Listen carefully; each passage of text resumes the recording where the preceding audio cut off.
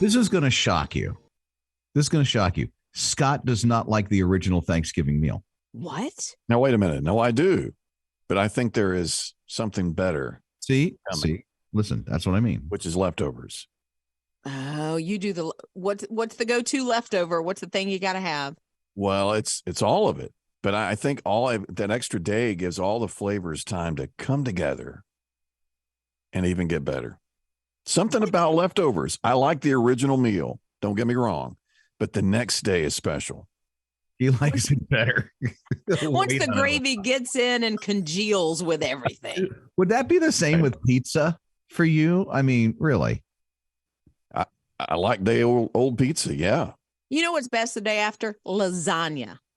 Oh, yes. Yeah. What's this got to do with Thanksgiving now? It's all about the flavors. Certain foods need that extra time to get together. Right. But Rob, you started us off on pizza. What's pizza got to do with Thanksgiving? You're listening to Rob and Liz in the morning. His radio. Yeah, Gail texted and Gail said, here's what she's already making. Pumpkin muffins, no caramel, Rob. She wanted you to know that. Thank you. Could have one. Hold on. Gail, right? Yes. Gail, thank you, Gail. Bless you, Gail. No caramel. Squirt some caramel right in the middle of it. It's a personal thing. It's caramel. Caramel. You, Apple pie, pumpkin pie, green bean casserole, mac and cheese, and then she asked for my recipe. So I sent her my mac and cheese recipe. It has a lot of hot sauce in it. What? Hot sauce? Yes, of course it has hot sauce. Wow. It's delish. Okay, Brianna texted. She agrees with Scott, news guy Scott, because she says she loves the leftovers even better than the Thanksgiving meal. Thank you. Really? Scott says thank you. Okay.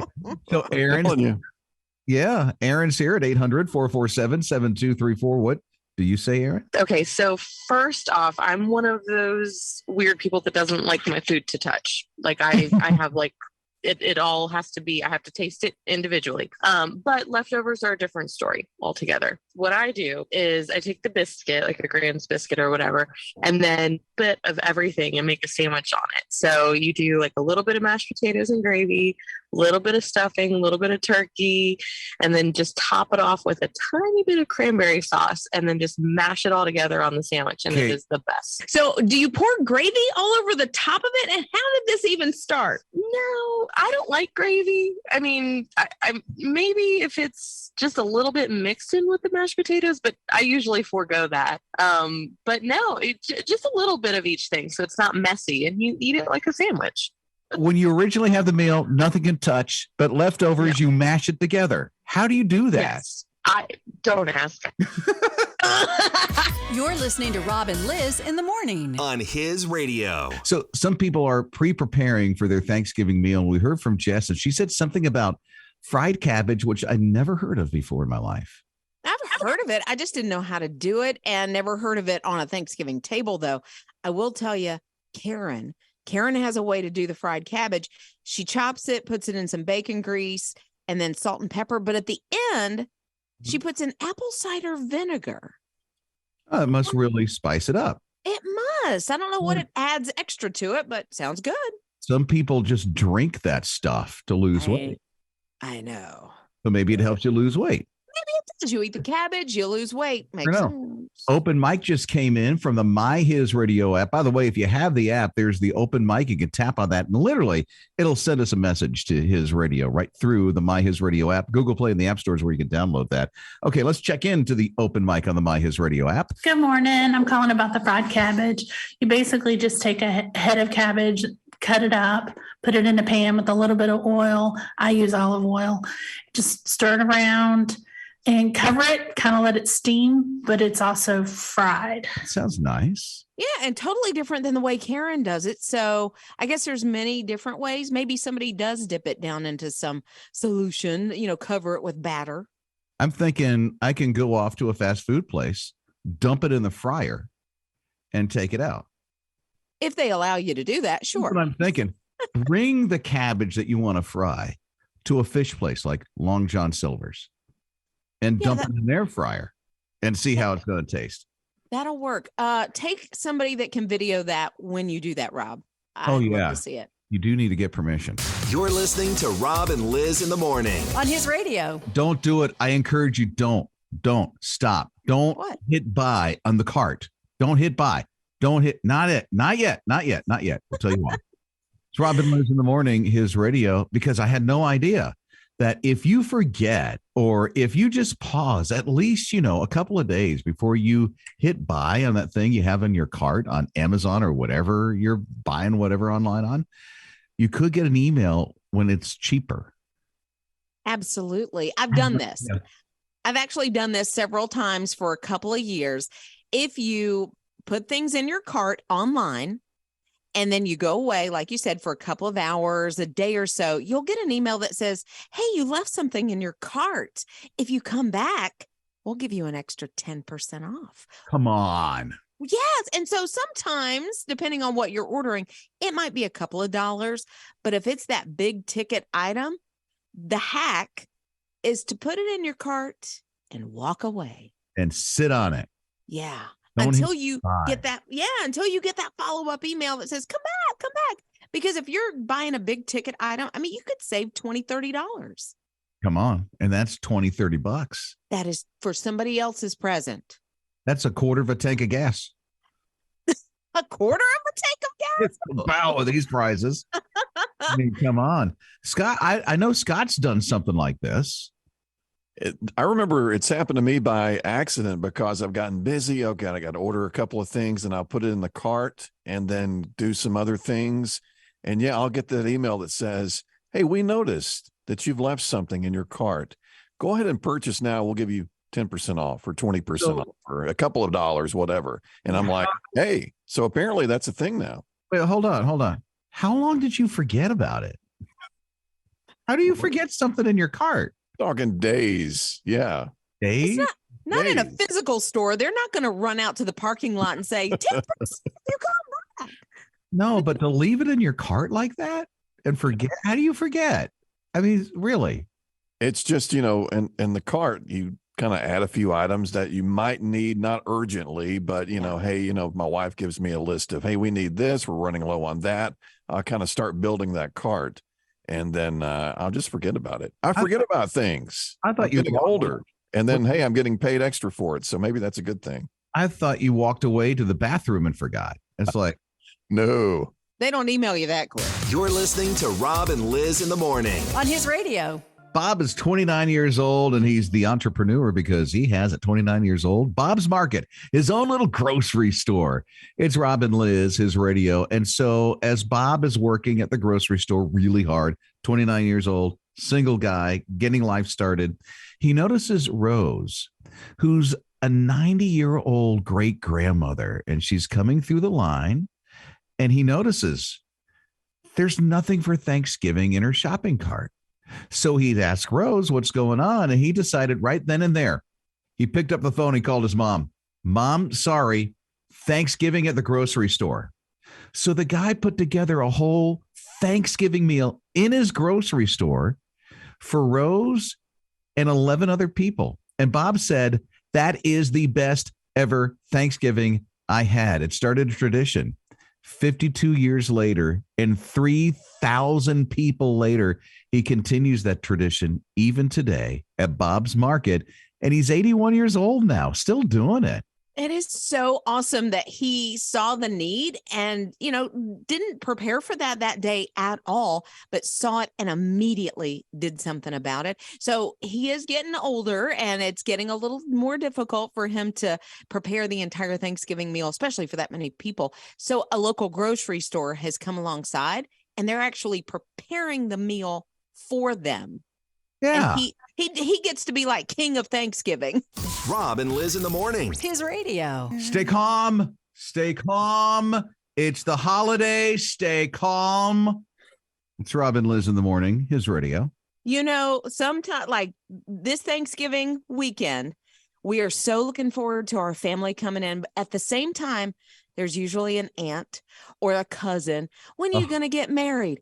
When are you going to have babies? When are you going to have the next baby? It's always stop. When are the grandchildren coming? Right? You ever set a date for the marriage?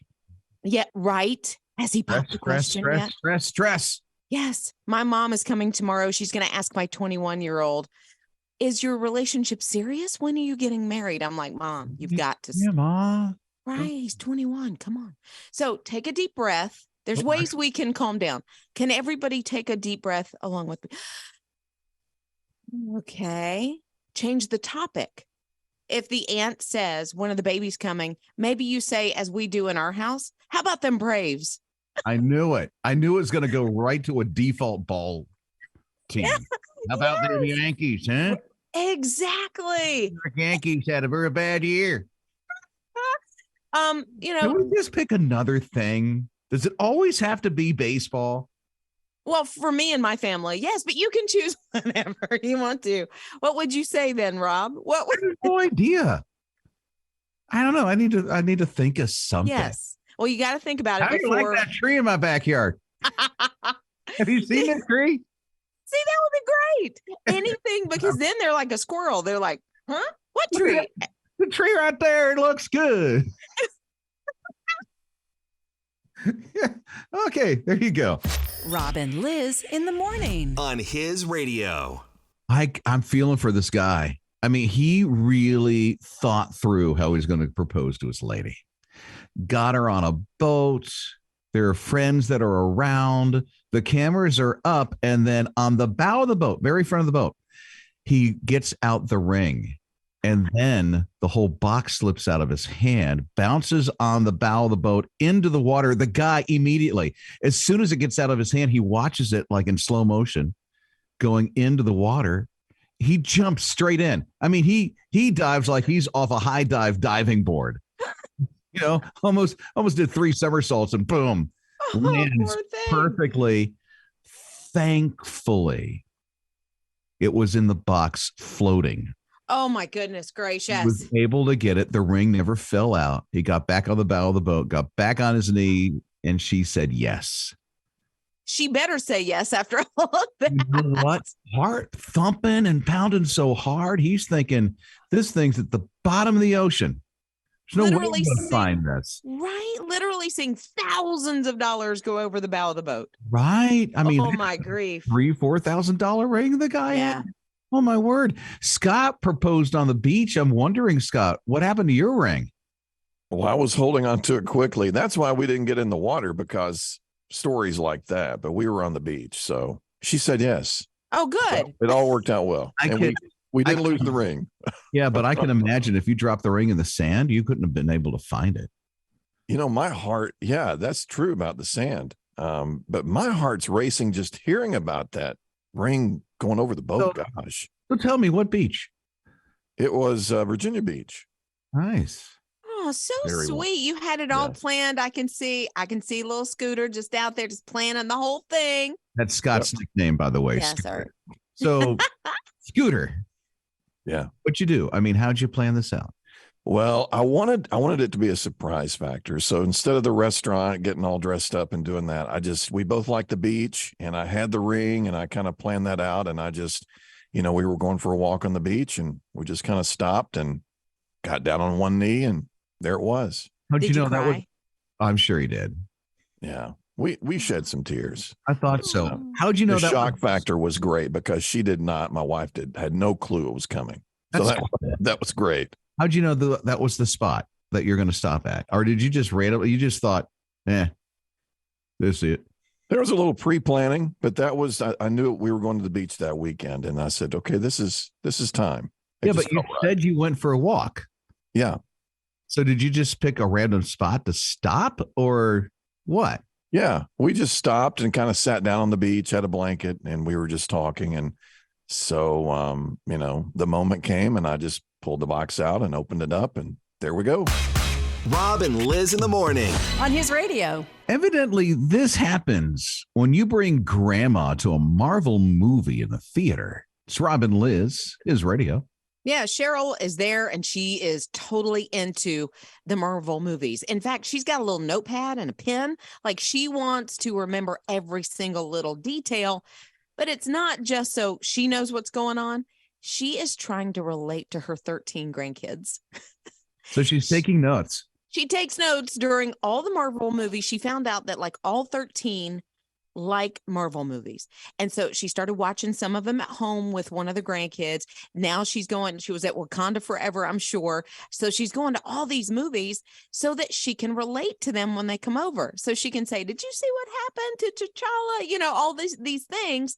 So she can have really good conversations and be a cool grandma. I wonder if she brings her legal pad over to her computer and makes a spreadsheet with all the notes so she knows what did what and in the order of the movies and all that other stuff. And maybe little Johnny really likes Ant-Man, but Susie likes Captain America. Oh, so there's all that sorting stuff that you have to know about each grandkid. 13 grandkids. 13. They've all got a different favorite superhero in the Marvel universe. So yeah, you'd have to.